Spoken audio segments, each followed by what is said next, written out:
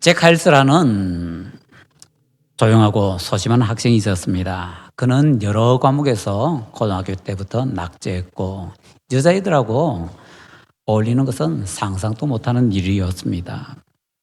그가 뭔가를 하리라고 기대한다라는 것은요, 불가능한 일이었습니다. 그러던 그가 어떻게 대학에 들어갔습니다. 어느 날 챗불에 참여했는데 목사님이 이렇게 설교하십니다. 젊은이 여러분, 기적이 되십시오. 기적이 되세요. 여러분이 기적이 되시기 바랍니다. 그 설교를 듣고 이 청년이 도전받았습니다. 그리고 조용한 곳에 가서 하나님께 기도했습니다. 사랑하는 하나님, 제가 만일 조금이라도 가치 있는 사람이 된다면 그것이 바로 기적입니다. 그러나 주님께서 도와주신다면 저도 기적이 되겠습니다. 얼마 후에 잭 하일스는 목사가 되었습니다. 그리고 해먼드 제1침례교회 담임 목사가 되었습니다. 열심히 헌신해서 그 교회에 세계에서 제일 큰 주일학교가 생겼습니다. 출석교인이 10만 명이 넘게 되었습니다. 한 해에 8천 명이 세례를 받게 되었습니다. 하일스 앤더슨 대학교를 세웠습니다. 수없이 많은 기적이 그 교회에서 일어났습니다.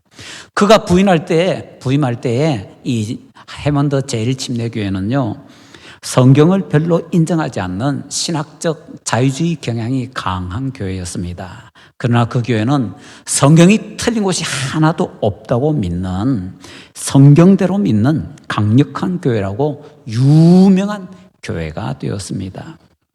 이 혼란스러운 시대에 그처럼 오직 하나님께서만 이루실 수 있는 기적, 그것을 좀 경험해 보고 싶습니다. 교회에서만 아니라 우리 일상생활 속에서도요. 어떻게 하면 그런 불가능한 일이 우리 가운데 이루어질 수가 있을까요? 오늘 말씀이 그 비결을 우리에게 가르쳐주고 있습니다. 예수님께서 변화산에 올라가셔서 영광스럽게 변화되셨습니다. 그때 산 아래에서는요, 남겨져 있는 사도들이 공경에 처해 있었습니다. 어떤 사람이 귀신 들려서 간질병 걸린 자기 아들을 고쳐달라고 데려왔는데 사도들이 고쳐주지 못한 겁니다. 그래서 서로 논쟁이 붙다가 싸움이 일어났습니다. 서로 한참 싸우고 있을 때 예수님께서 산에서 내려오셨습니다. 오시는 예수님을 보자 이 아이의 아버지가 급하게 예수님께 달려가서 소리칩니다. 주님, 주님의 제자들이 내 아들을 고쳐주지 못했습니다. 그러면서 자기 아들 제발 좀 주님께서 고쳐달라고 싹싹 비는 것이었습니다. 그러자 예수님께서 말씀하십니다. 믿음이 없고 패역한 세대여, 내가 얼마나 너희와 함께 있으며 얼마나 너희를 참으리요. 그리고는 단번에 말씀으로 귀신 쫓아내버리시고 그 아이들 온전히 건강하게 만들어 주셨습니다. 사람들이 다 돌아간 후 사도들이 조용히 와서 예수님께 여쭤봅니다. 우리는 어찌하여 쫓아내지 못하였나이까? 그들이 그렇게 한편으로는 누가 볼까 부끄러워하면서 질문했던 것은 놀랍게도 원래 그들은 그런 질문을 해서는 안 되는 위치에 있었기 때문입니다. 예수님께서는 이미 12사도들에게 더러운 귀신을 쫓아내며 모든 병과 모든 약한 것을 고치는 권능을 주셨습니다. 그리고 이전에 그들을 둘씩 짝지어서 파송하시면서 병든 자를 고치며 죽은 자를 살리며 나병 환자를 깨끗하게 하며 귀신을 쫓아내라고 명령하셨습니다. 그리고 실제로 그들은 가서 그것을 체험하였습니다. 병을 고쳤습니다. 귀신을 쫓아냈습니다. 또 이런 일도 있었지요. 예수님께서 그들에 더해서 70명의 예수님의 제자들을 둘씩 짝지어서 파송하셨습니다. 그들이 돌아와서 이런 보고를 했지요. 누가복음 10장 17절부터 19절까지입니다. 70인이 기뻐하며 돌아와 이르되 주여, 주의 이름이면 귀신들도 우리에게 항복하더이다. 예수께서 이르시되 사탄이 하늘로부터 번개같이 떨어지는 것을 내가 보았노라. 내가 너희에게 뱀과 정갈을 밟으며 원수의 모든 능력을 제어할 권능을 주었으니 너희를 해칠 자가 결코 없으리라. 12사도만 아니라 70명의 제자들이 이런 것을 경험했더랬습니다. 그런데 안타깝게도 이번에는요, 이 산 아래에서 자기들이 병을 못 고치고 귀신을 쫓아내지 못하여서 봉변을 당했습니다. 그래서 사도들은 사실은 볼이 매가지고 주님께 질문하는 겁니다. 우리는 어찌하여 쫓아내지 못하였나이까? 혹시 여기서 뭔가 느껴지시는 것이 있으신지요? 한편으로는 다른 사람들이 볼까봐 부끄러워하지만 또 다른 한편으로는 아이의 아버지에게 자기들이 쫓아내지 못한 것을 책임 전가시키다가 이제는 예수님께 책임을 전가하려고 하는 것입니다. 주님께서는 지금 능력으로 귀신을 쫓아내셨습니다. 그런데 우리에게도 그 능력 주셨잖아요. 그런데 왜 우리는 귀신을 쫓아내지 못했습니까? 우리에게 능력을 다 안 준 겁니까? 우리에게 주신 능력에 뭔가 문제가 있는 겁니까? 뭐 이런 얘기하고 있는 거죠, 지금. 그들은 문제의 원인을 다른 사람의 탓으로 돌리다가 이제는 주님께로 방향을 돌려서는 탓하고 있는 것입니다. 그러나 우리는 알고 있습니다. 진짜 문제는요, 예수님께 있는 것이 아니라 그 제자들에게 있다 하는 것들요. 그 제자들은 언제나 기적을 위해서 준비되어 있어야 했습니다. 그러나 그 제자들은 준비가 되어 있지 않았기 때문에 하나님의 이적을 경험할 수가 없었습니다. 그런데 바로 이것을 계기로 해서 예수님께서 기적의 사람이 되기 위해서는 뭘 갖춰야 되는가 하는 몇 가지 비결을 가르쳐 주십니다. 오늘 우리는 그 중에 첫 번째 비결 하나만 한번 살펴보고자 합니다. 그 첫 번째 비결이 뭐냐? 바로 믿음입니다. 20절에서 예수님께서 전공을 찔러 제자들에게 답하시죠. 우리는 어찌하여 못하였나이까? 너희 믿음이 작은 까닭이니라. 혹시 이렇게 말씀하시는 예수님의 답답하신 심정을 좀 아시겠는지요? 이미 예수님께서는요, 제자들이 보는 앞에서 아예 아버지에게 말씀하셨습니다. 17절요. 믿음이 없고 패역한 세대여, 내가 얼마나 너희와 함께 있으며 얼마나 너희를 참으리요. 중요한 것은요, 아예 아버지에게 말씀하시는 것 같은데 너라고 말씀하지 않고 너희라고 복수로 말씀하신다라는 것이지요. 왜 너가 아니라 너희라고 말씀하실까요? 이 말씀을 진짜 누구에게 하시는 말씀일까요? 아이 아버지 해당되지요. 그렇지만 더 중요하게는 귀신을 쫓아내지 못하고 봉변당하고 있는 제자들에게 하시는 말씀이었더라라는 것이지요. 믿음이 없어서 낭패 보았던 제자들에게 믿음이 없고 패역한 세대요 라고 말씀하셨는데 우리는 어찌하여 쫓아내지 못하였나이까? 와서 질문 던지니까 답 이미 다 줬는데 얼마나 예수님께서 답답하실까요? 하나님께서 이루어주시는 이적을 우리의 삶 속에서 경험하는 것을 승리하는 믿음 생활이라고 한번 해보십시다. 우리가 세상에서 승리하는 믿음 생활을 하기 위해서는 첫째로 필요한 게 뭘까요? 바로 믿음입니다. 요한일서 5장 4절이 우리에게 이렇게 가르쳐 줍니다. 무릇 하나님께로부터 난 자마다 세상을 이기느니라. 세상을 이기는 승리는 이것이니 우리의 믿음이니라. 우리의 믿음이 세상을 이긴다라고 분명하게 성경은 우리에게 가르쳐주고 있습니다. 세상을 이기는 믿음은 물론 하나님의 뜻에 우리의 뜻을 복종시키는 믿음이시죠. 그런 믿음을 주님 앞에 내놓을 때 주님께서 우리를 위해서 이적을 행해 주실 것입니다. 자, 승리의 첫째 비결이 뭐냐? 기적을 경험할 수 있는 첫째 비결이 뭐냐? 믿음이라고 가르쳐 주시는데요. 그런데 신약 성경의 첫 번째 책이면서 복음서 중에 첫 번째 책인 마태복음에서 믿음을 아주 많이 강조하고 있습니다. 마태복음에서 믿음에 대해서 크게 강조하는 것 세 가지를 한번 살펴볼까요? 첫째로는요, 마태복음에서는요, 믿음이 작은 것에 대해서 책망하는 말씀이 굉장히 많습니다. 자, 오늘 우리가 마태복음 여기저기 한번 같이 살펴보면서 읽어보도록 하겠습니다. 마태복음 6장 30절로 한번 가보십니다. 마태복음 6장 30절 말씀, 우리 함께 읽도록 하겠습니다. 오늘 있다가 내일 아궁이에 던져지는 들풀도 하나님이 이렇게 입히시거든 하물며 너희일까 보냐. 믿음이 작은 자들아. 아멘. 믿음이 작은 자들아, 예수님께서 마태복음에서 책망을 하시기 시작합니다. 그 다음에 어떻게 믿음이 작은 자들아 하고 책망을 하신지 또 볼까요? 마태복음 8장 26절입니다. 우리 같이 읽겠습니다. 예수께서 이르시되 어찌하여 무서워하느냐 믿음이 작은 자들아 하시고 곧 일어나사 바람과 바다를 꾸짖으시니 아주 잔잔하게 되거늘. 아멘. 우리가 잘 아는 풍랑 사건 때 믿음이 작은 자들아 책망하셨습니다. 또 가볼까요? 13장 58절입니다. 예수님께서 고향인 나사렛에 가셨습니다. 엄청나게 많은 이적을 행해 주실 것 같은데 뭐 안 그렇다 그러네요. 왜 그랬느냐? 13장 58절 말씀 같이 읽습니다. 그들이 믿지 아니함으로 말미암아 거기서 많은 능력을 행하지 아니하시니라. 아멘. 우리 생각에는요, 예수님의 고향이니까 더 많은 이적을 행해 주실 것 같습니다. 근데 이적을 못 행하십니다. 안 행하십니다. 왜요? 믿음이 없었어. 계속해서 14장 31절로 가봅니다. 함께 읽습니다. 예수께서 즉시 손을 내밀어 그를 붙잡으시며 이르시되 믿음이 작은 자여 왜 의심하였느냐 하시고. 아멘. 풍랑 맞는 배에 예수님께서 물결 위로 걸어서 오시지요. 그때 베드로가 말씀드립니다. 주여 나를 명령하사 나도 물결 위로 걸어오라 하세요. 예수님께서 걸어와라 말씀하십니다. 이 베드로가요 물결 위를 걸어서 갑니다. 그러나 그러다 어떻게 합니까? 물속으로 쑥 빠져들어가지요. 그때에 예수님께서 베드로를 손을 붙잡아서 건져주시는 하시는 말씀이 믿음이 작은 자여 왜 의심하였느냐 책망하시는 겁니다.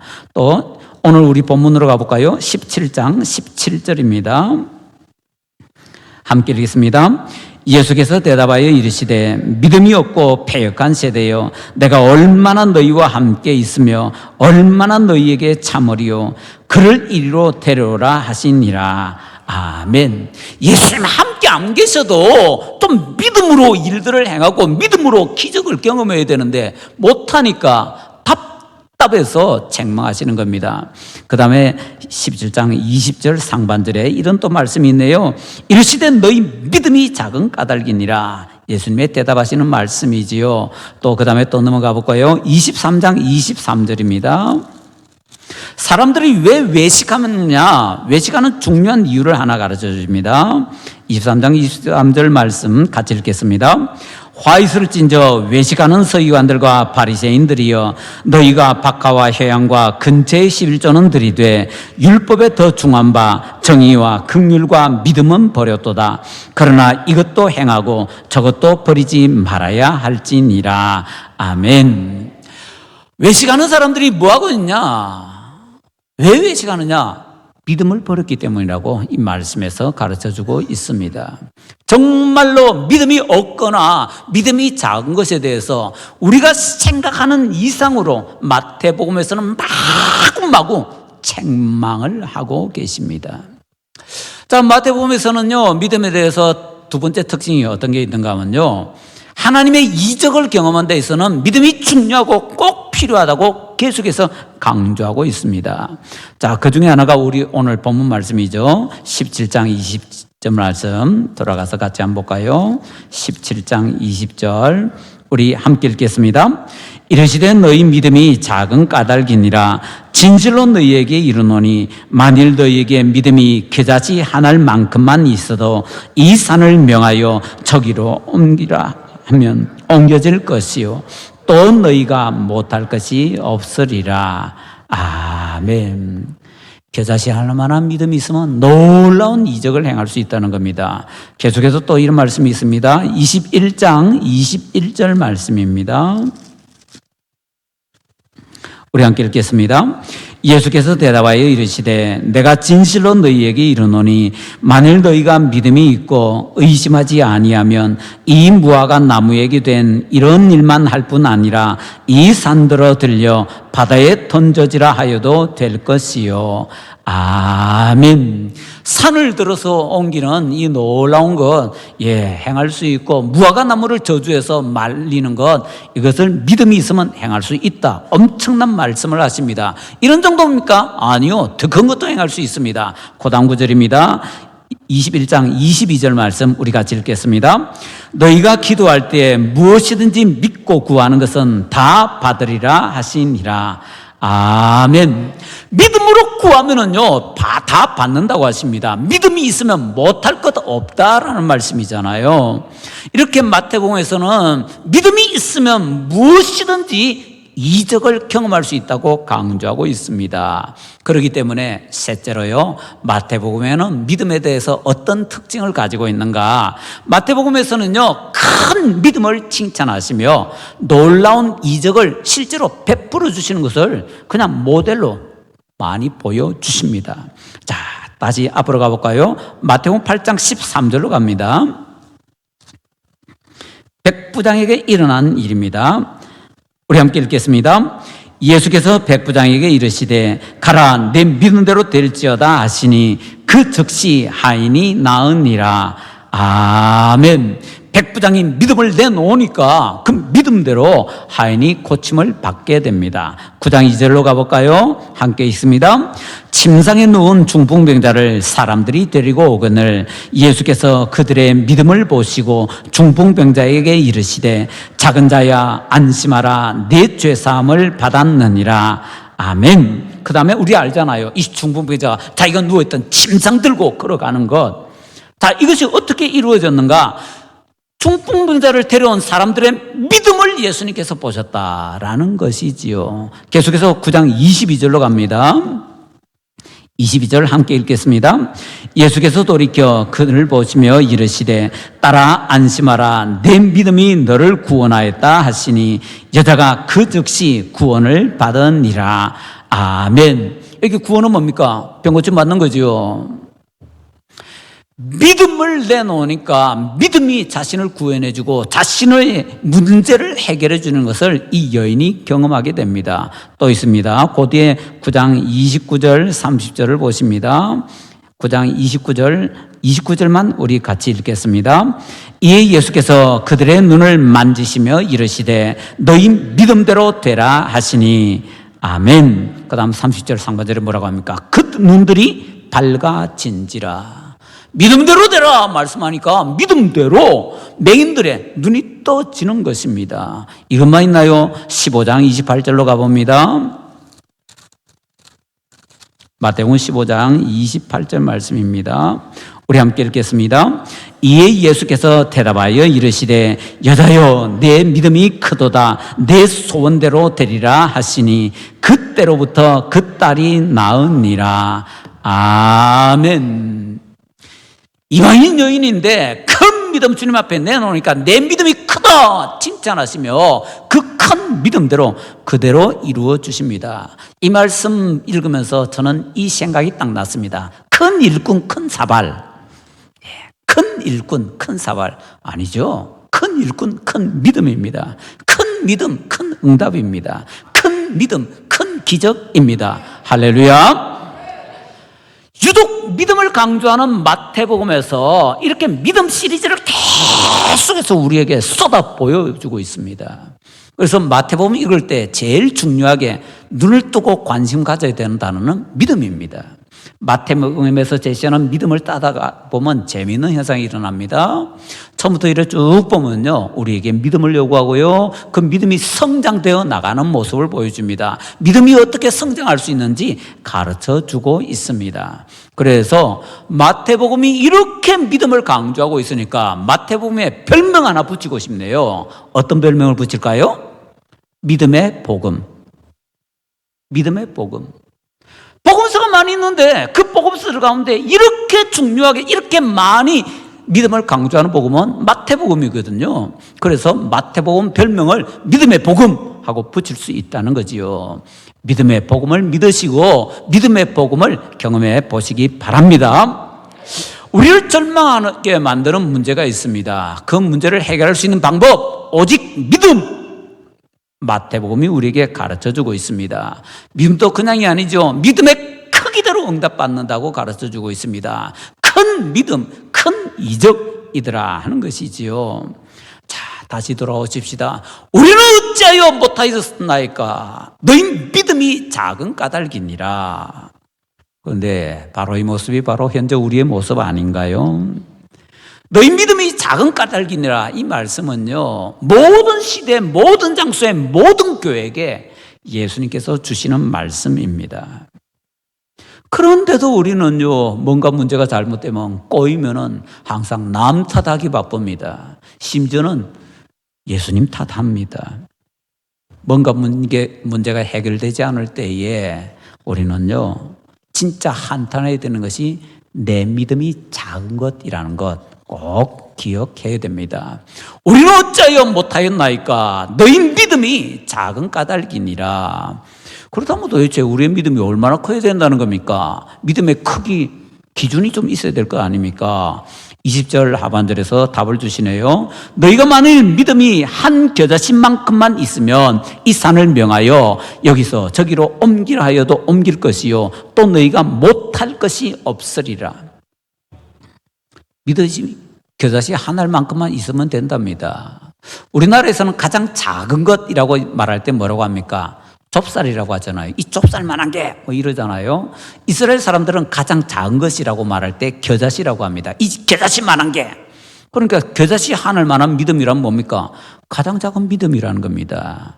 그런데 우리하고 예수님하고 좀 이 스케일 크기가 좀 다른 것 같아요. 우리는 뭐라고 합니까? 내게 산 같은 믿음.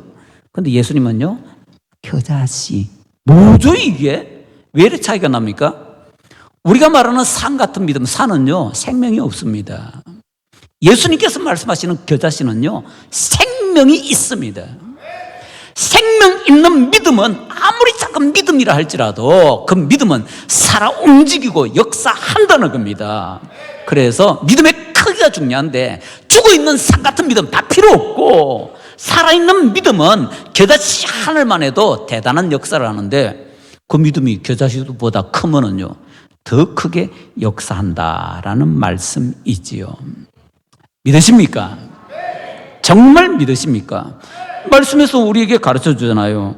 이 말씀 끝에서 우리에게 뭐라고 가르쳐 줍니까? 20절 끝에서 이렇게 우리에게 가르쳐 주지요. 또 너희가 못할 것이 없으리라. 이 말씀을 마가복음 9장 23절에서는 뭐라고 가르쳐 줍니까? 할 수 있거든이 무슨 말이냐? 믿는 자에게는 능히 하지 못할 일이 없느니라. 빌립보서 4장 13절에서는 이것을 또 뭐라고 표현합니까? 내게 능력 주시는 자 안에서 내가 모든 것을 할 수 있느니라. 못할 것이 없다. 바로 이 말씀이 모든 것을 할 수 있다. 똑같은 말씀이라는 거죠. 우리에게 믿음이 있으면 우리에게 닥치는 어떠한 어려움이든지 그 믿음으로 해결할 수 있습니다. 살아있는 믿음을 가져야 되고 그 살아있는 믿음이 겨자씨 하늘만 해도 놀라운 역사를 일으키는데 그 믿음이 크다면은 내 믿음이 커도다 칭찬받을 수 있다면 정말 놀라운 이적을 하나님께서 우리에게 행해 주실 것입니다. 그러므로 우리는 살아있는 믿음을 가지게 하여 주시옵소서. 큰 믿음을 가지게 해 주시옵소서. 사모하고 바라야 될 것입니다. 우리는 어찌하여 못하였나이까? 너희 믿음이 작은 까닭이니라. 점점 팍팍해지는 삶을 우리가 살아가고 있습니다. 이러한 때 우리에게 필요한 게 뭡니까? 이적이잖아요. 하나님께서 우리를 위해서 행해 주시는 기적이잖아요. 그 기적에 동참 좀 해야 되겠습니다. 그러기 위해서 우리의 믿음이 죽어 있음을 한탄하십시다. 우리의 믿음이 너무 작음을 인해서 탄식하고 통곡하고 몸부림치십시다. 아이의 아버지가 주님께 정말 간절한 소원을 담아서 부르짖는 소원이 우리가 주님께 아뢰는 소원이 되어야 될 겁니다. 마가복음 9장 24절에서는 동일한 사건에서 아이의 아버지가 이렇게 예수님께 외칩니다. 내가 믿나이다. 나의 믿음 없는 것을 도와주소서. 우리도 주님 앞에 믿음 없는 것을 도와달라고 간절히 기도하며 살아있는 믿음, 더 나가서 역사할 수 있는 놀라운 겨자씨 하늘만한 믿음을 허락하여 주시옵소서. 기도하고 응답받고 그 믿음 때문에 이적을 경험할 수 있는 우리 모든 성도님들 되시기를 간절히 축원합니다.